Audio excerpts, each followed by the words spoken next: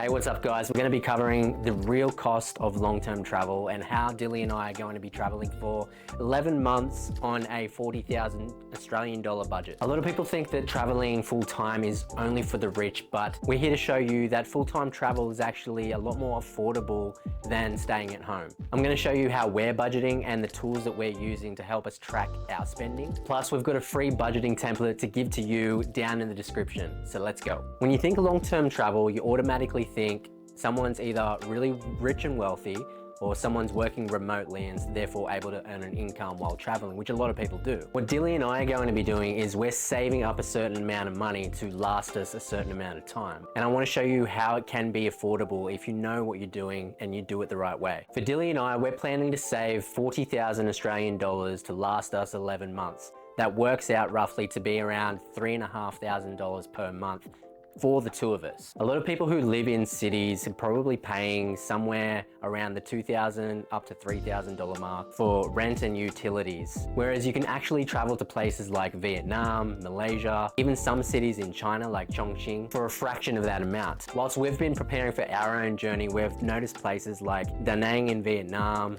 Thailand, Koh Phangan, some places in Indonesia. You can spend up to around $1,000 just purely on rent per month. Maybe even up to $1,500 if you're including things like activities and food. Whereas in some Western countries, rent can be double that amount. So for us, we've actually looked at the big picture first.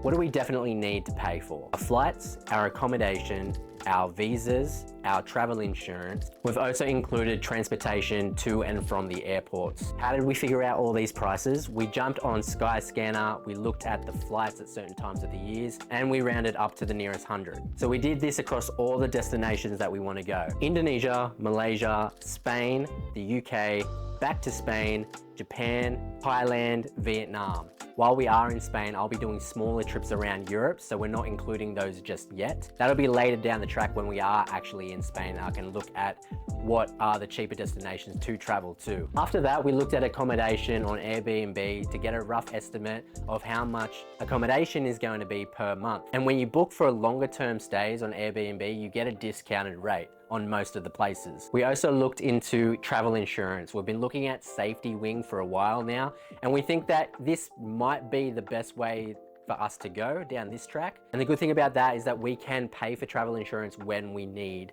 So if we're staying in Indonesia and Malaysia for 1 month each, we can get travel insurance for that. And then when we go to Spain, we're not going to get travel insurance because we're going to be staying with Dilly's parents. Dilly's from Spain, so she's not going to get travel insurance in the country that she grew up in. And then when we go to other places such as Vietnam and Thailand, when we're doing more adventurous activities such as hiking, scuba diving, all those kinds of things, that's when we're going to want to have travel insurance that covers if anything goes wrong when doing these activities. Once we figured out the rough estimation of how much all those things are going to cost, we minus that from the $40,000 and we were left with, I'll have to double check the sheet, but I think it was around $20,000 to $25,000. And then we broke it down even further. How much were we going to be able to spend for the both of us per week? And then from there, we looked at how much it'll cost on a day-to-day living basis, covering things like drinks, food, maybe a little bit of shopping, maybe some activities and tours,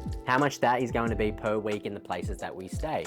And then we came up with a number. Our budgeting is allocated differently depending on the country that we are staying in. To help us keep track with all of our spending, we've created a Google Excel spreadsheet to help us track our spending and adjust our budget as needed. Whenever we make a change like spending less on food or accommodation, the sheet automatically adjusts the total, giving you a real-time update to your overall budget. This way we can really track and allocate funds where we spent less in a certain country and reallocate those to a country where we're going to need that money. This is going to help us really hone in and make sure that we don't go over budget. Here are some money saving tips that I know are going to help us, especially in places where it's a little bit more expensive to live. For example, when we're in Spain, we're not going to be eating out all the time. We're going to be going to the supermarket, buying our own food and cooking. That's a way to save money. Whereas places like Vietnam, where food is so cheap, it doesn't really make sense for us to go out and buy our food and cook it. Whereas it would cost the exact same if we were to go out and just enjoy a nice dinner at a restaurant. This way, we're actually saving time. So places like Europe and the UK, we're going going to be cooking our own food, staying in hostels where they have cooking facilities as well. And speaking of hostels, accommodation in general, we'll be also looking at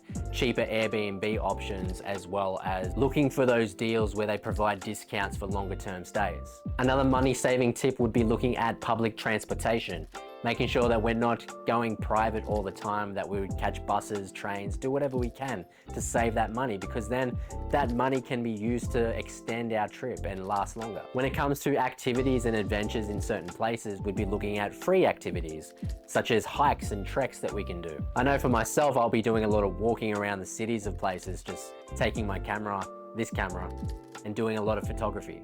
By sticking to our budget, this allows us to possibly extend our travels and to experience more.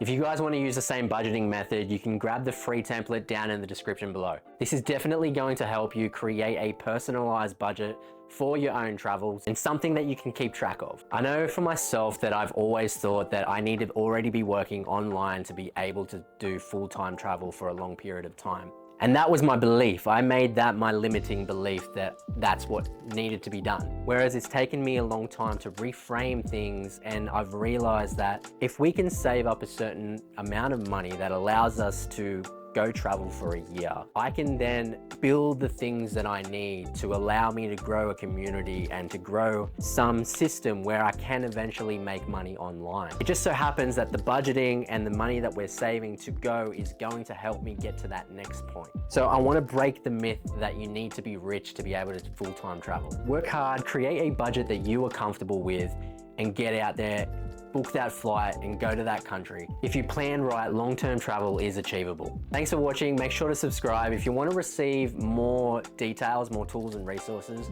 I have a newsletter that I drop weekly, so make sure to subscribe to that. I'll leave the link down in the description. With all that said, I'm Cameron. Let's get off the fence and travel, and I'll see you in the next one.